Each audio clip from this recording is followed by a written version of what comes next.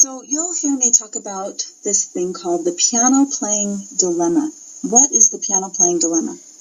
Well, research has shown that a child's brain is most ready to learn music between birth and age 9. But generally, students don't start music lessons until around, age 7 or 8. So this is what we call the piano playing dilemma, and I want to explain a little bit further on the next slide.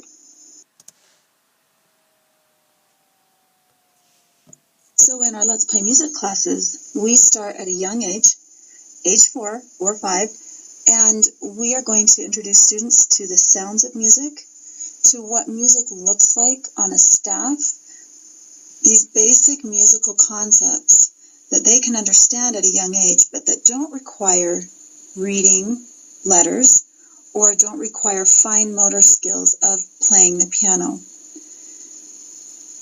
That will come later when they're more ready to do it, but we're still taking advantage of that music learning window.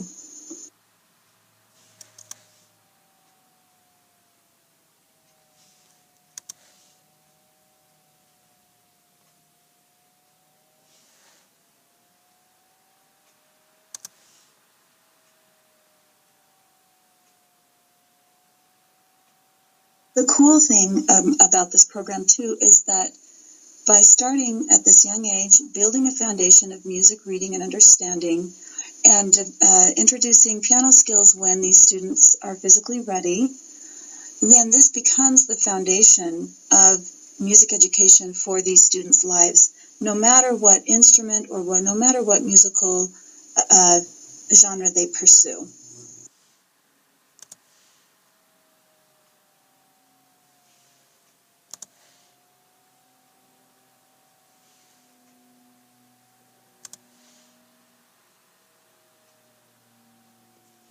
These are the 3 music masters that I mentioned before, Kodály, Orff, and Dalcroze.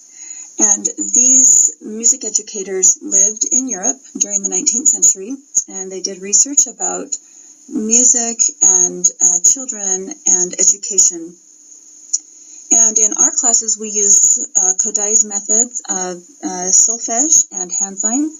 We use Orff instruments, and we use Dalcroze movement and music methods. So we truly do have the best of all worlds in our classes, and of all music education worlds in our classes.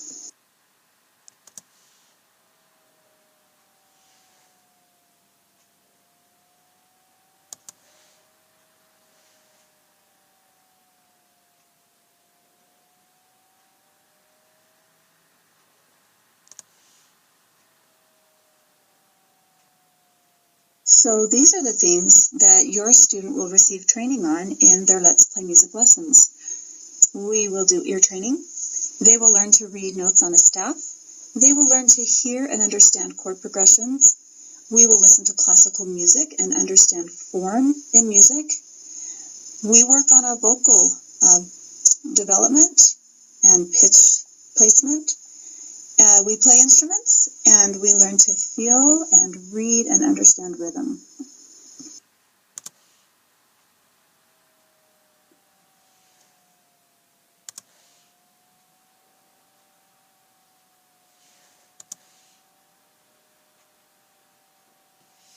And as I mentioned before, this is all done through play and with full body movement.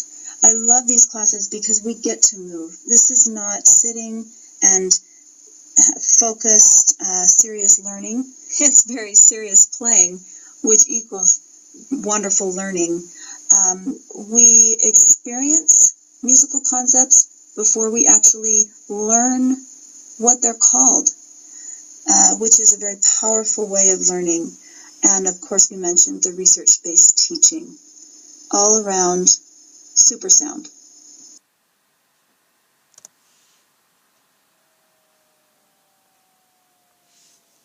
The next 3 slides show you what we cover in the 3 years of this curriculum. I'll let you read through that, and you can see how each year builds upon what is learned the year before. You can also see that by the end of the 3rd year, students are playing the piano. They are reading piano music, right and left hand, and they are ready to jump into private piano lessons or music lessons on any instrument, or go into a band or a choir or an orchestra program at school with a huge head start.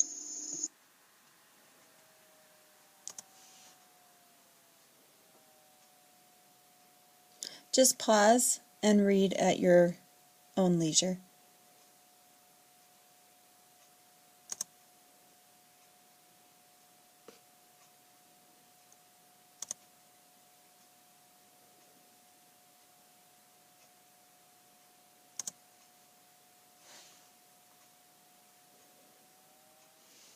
Throughout the 3 years of this music educational program, we will work as a team, parent, teacher, and child, to make this the most positive and most effective learning program.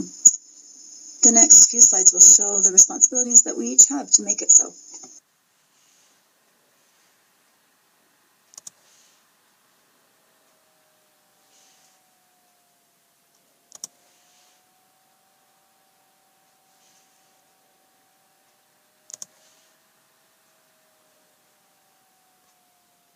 So when you come to class every other week, just you and your child, and by the way, parent days are the best days, because you parents bring an energy and a creativity to the class that really make this bonding experience happen with you and your child.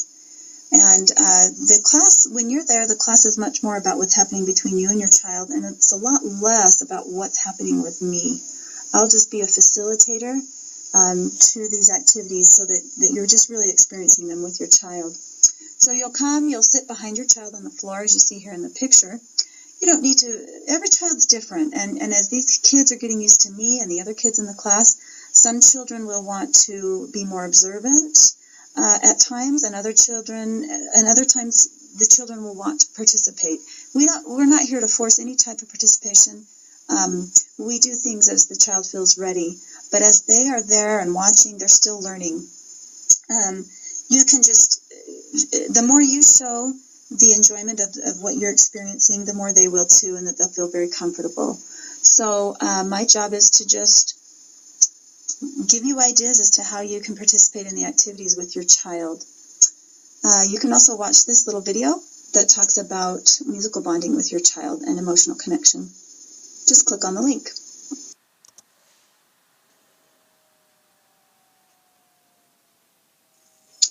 And so you'll come every other week, as I said, on the odd-numbered lessons, and there's a schedule in the front of your homework booklet that outlines the days that parents come.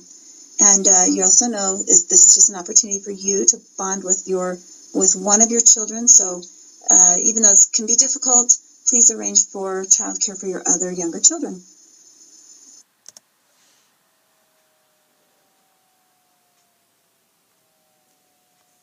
Okay, so at home, here's what I need you to do. Number 1, read my weekly emails. I send out an email every week, a day or two after class. Those emails will contain all of the necessary information you need, including dates and logistical information, as well as ideas for home practice. So please make sure to read those. Also, keep the music playing in your home. I encourage not only you to listen to the CD of our class songs, but to play classical music in your home. I really can't overemphasize this. If you can turn the radio on, Classical 89, or if you can go to, there's online music websites. I love AccuRadio, and I go to that, and I hit classical, and then I hit piano, and I get to hear all kinds of classical piano music, and it just keeps playing. And music is like a language, so we learn it by hearing it. And I'm a big believer in that, so please keep the music playing in your home. Okay, then the next two are easy. Just complete the weekly homework in the booklet, and do that with your child, and put your initials on the page. And all week long, you can just creatively reinforce musical concepts. You'll see something that'll remind you of something we did in class, and you can just start singing songs that relate to nature and to activities, and those kinds of things can just reinforce the musical concepts that we're learning in class.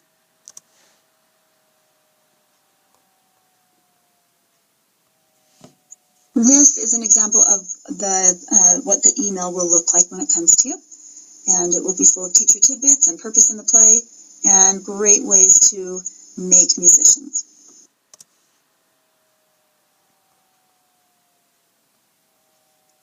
Okay, just some logistics. So you have your bag and with your bells and your homework booklet and your CD.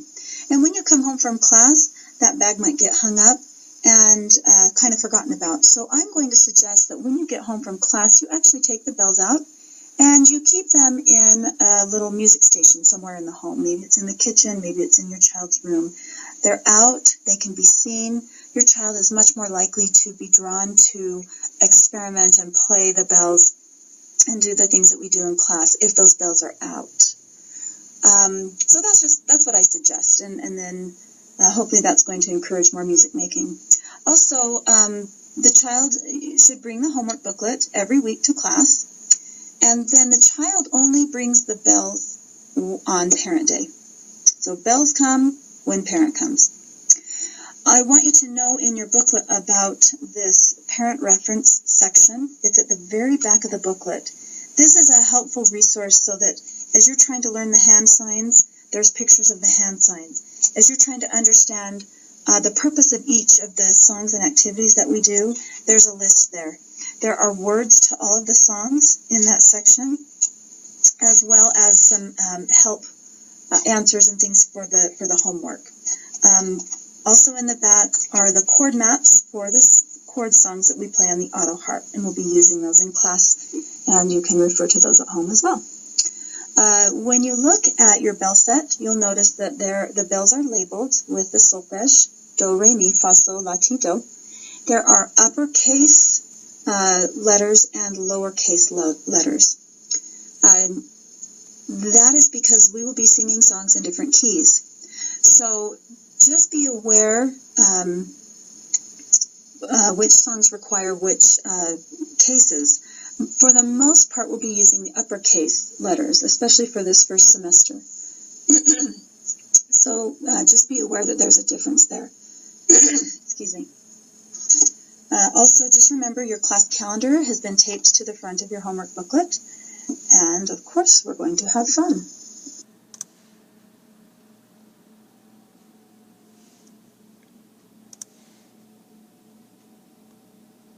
Okay, you can read through this slide on your own. I think I have covered everything here. However, I don't think I mentioned the very last thing, and that is cell phones. And just when you come, turn your cell phone off or onto mute, and so that we have an uninterrupted class. Thank you.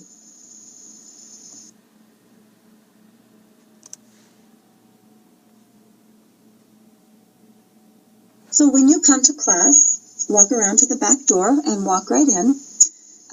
Take off your shoes, put them on the shoe racks, and coats can be hung up on the hooks. I will collect the homework, and then the students carry their bags with them into the music room, and we hang them up on the hooks on the closets, and we will get our class started. On the weeks that parents don't stay to class, I suggest that you do walk with your child around to the back and make sure that they get inside. I feel safer about that. And then when you come to pick up on the weeks that you don't come, please come around to the back door. I don't let any of the students leave until I see their parent. And the only exception would be if, as parents, you kind of team up and maybe send one or two of you around to the back door to collect all the children.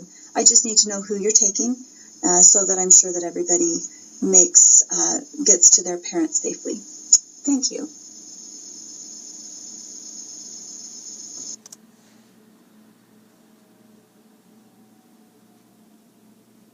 Okay, just a few more logistics. If your child will not be able to be at class, it's helpful to me if you let me know in advance and so that I know everything's okay. Also, if on a parent week, you as a parent can't be there with your child, that's okay. I understand that happens. You can still just send your child